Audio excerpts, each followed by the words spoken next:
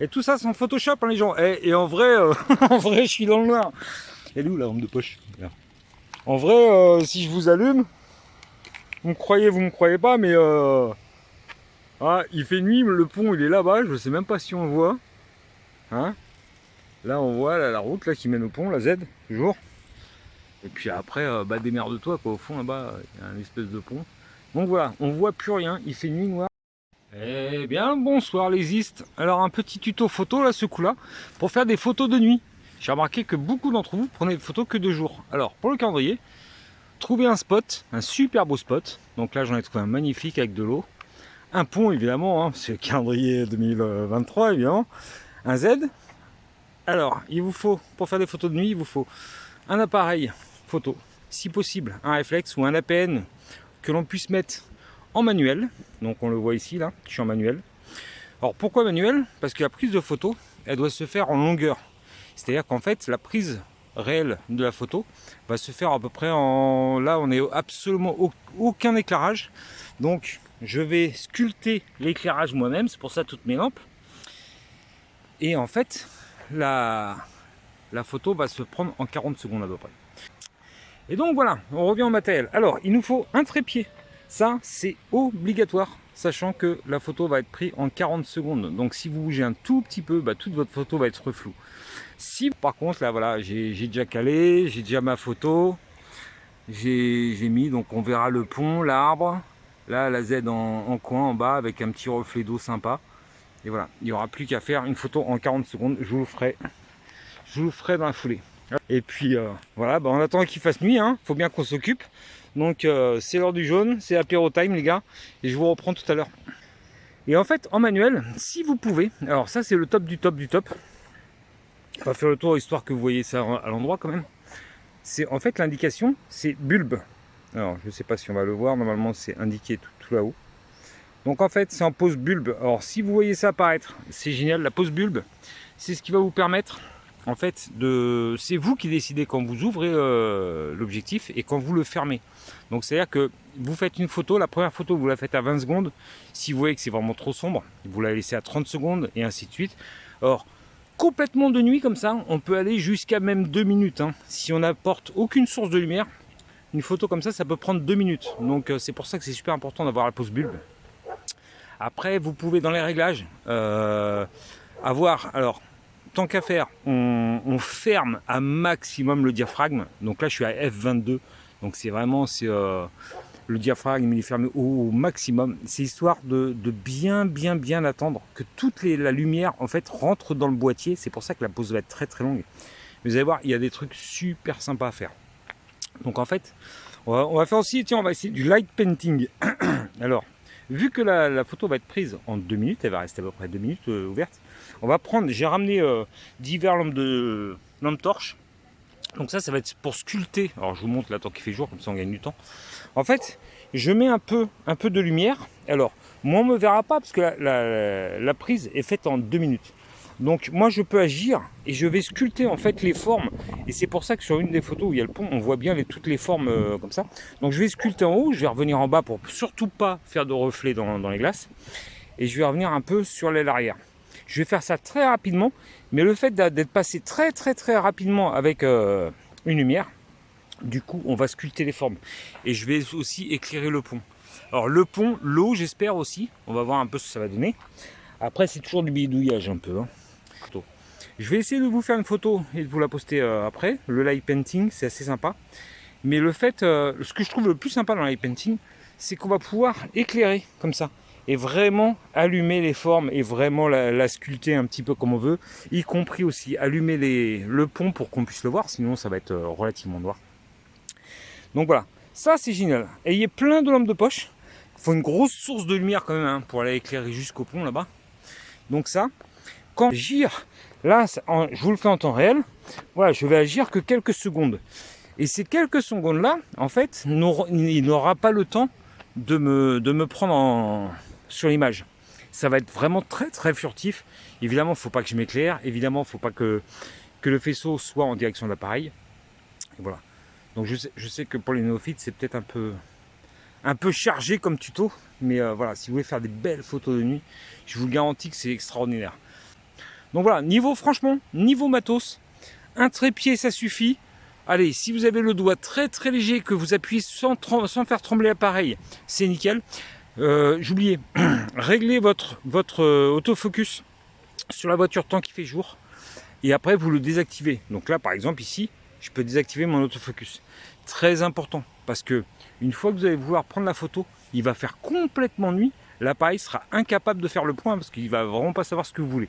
Donc faites le point maintenant, enlevez l'autofocus, et là, vous serez prêt. Alors, un trépied, réglez l'autofocus, réglez tout tant qu'il fait jour, mettez-vous bien, tranquille, le petit apéro, hein, tout ce qui va bien.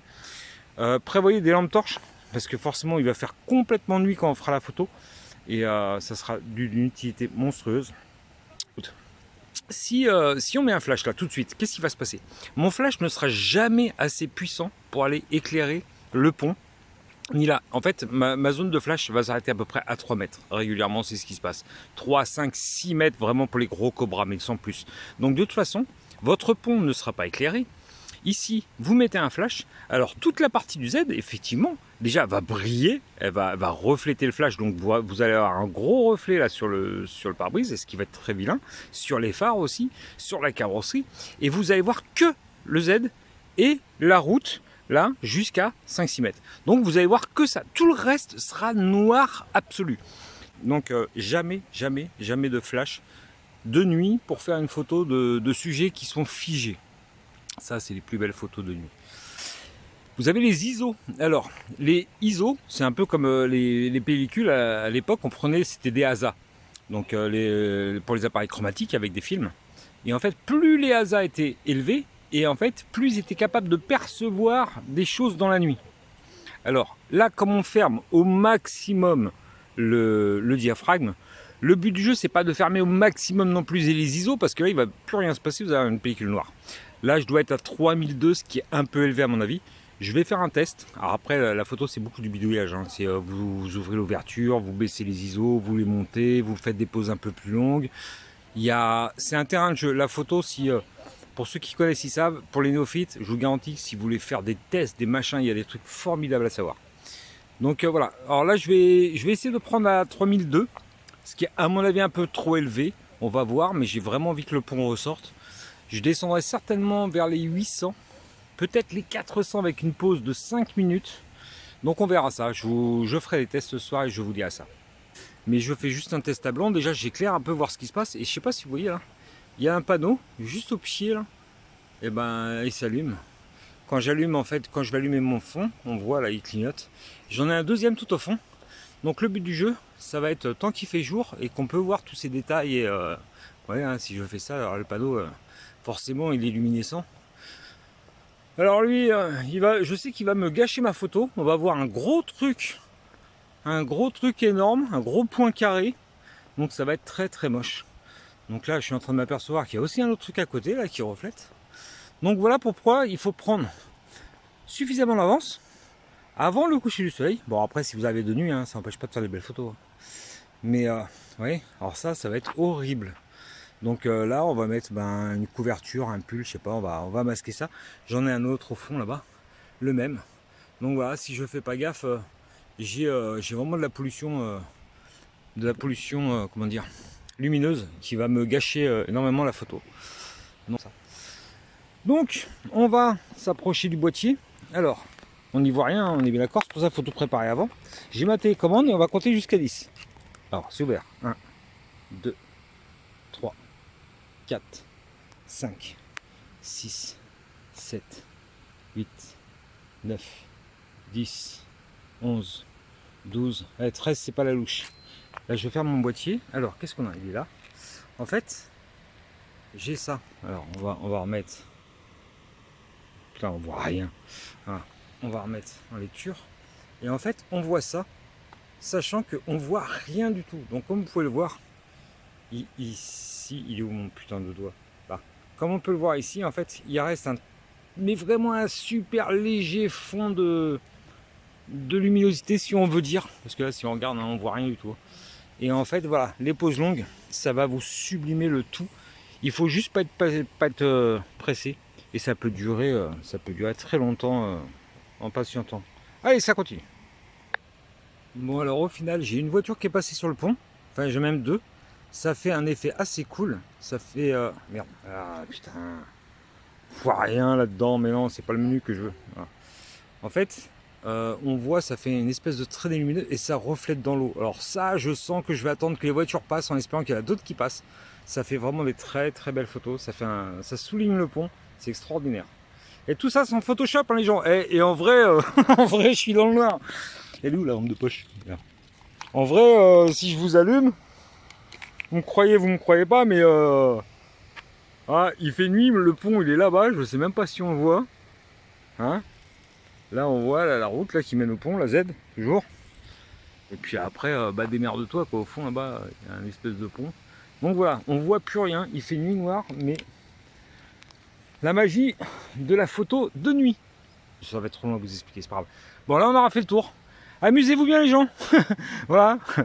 Maintenant amusez-vous bien, vous savez faire des photos de nuit. C'est super rigolo. Alors soyez armés, hein, des lampes de poche, évidemment. Des lampes de poche, de la patience, un trépied, une télécommande, un APN, une petite femme qui vous fait du café et un gamin qui vous éclaire le pont. Voilà. Il faut quand même un peu tout ça, quoi.